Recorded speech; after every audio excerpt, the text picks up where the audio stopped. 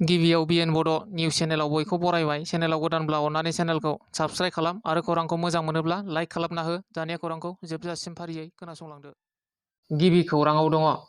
आसाम सरकारा बर' बिजोंखौ फोजोबस्रांनो खैसार खालामनायनि गोख्रों अजद एबसुनिफ्राय आसामनि गिबि मन्थ्रि डक्टर हिमन्त बिश्व शर्मा आरो सोलोंथाइ मन्थ्रि डक्टर रनज पेगुआ बर' बिजोंनि सायाव खोथा होनाय बादि खामानि मावाखै होनना बुंदों।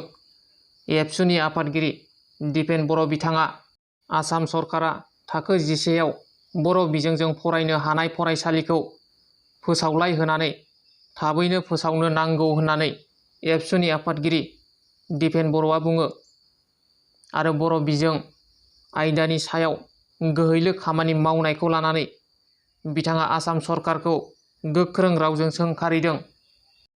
सनापुरनि 15 माइलाव बुथारनाय जाथाय।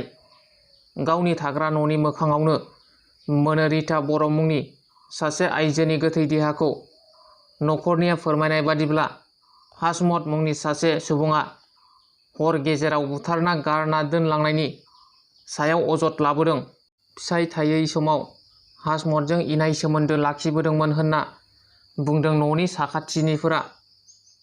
सोरांसि समाव हासमतजों लोगोसे नुसननायनिबो बाथ्रा फोरमायबाय। साखाथिनि सुबुंफोरा जाथायजों लोब्बा दं होनना सन्देह खालामनाय हासमतआ दायो खारखोमाना दं।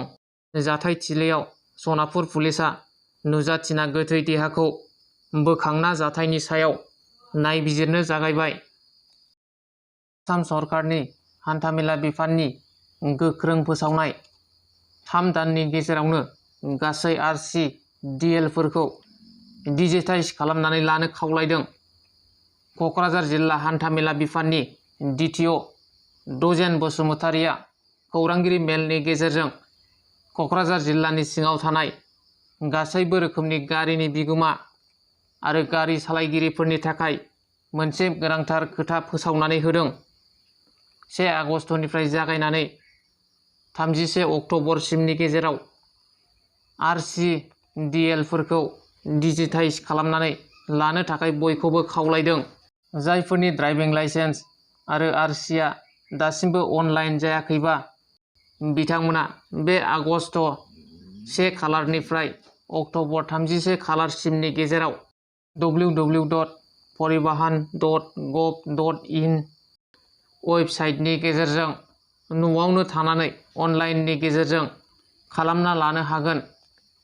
बे दान मोनथामनि गेजेराव अनलाइन एबा डिजिटाइज खालामनानै लायाब्ला RC आरो DLआ इनभेलिड जागोन होननानै बिथाङा मिथिहोदों। कलकातानि नेताजी इनड'र स्टेडियामाव खुंजानाय स्निथि इन्टारनेशनेल काराटे डु बादायलायनायाव चिरां जिल्ला बेंटलनि बिदांस्रि मोसाहारिया सिलभार मेडेल देरहानो हादों।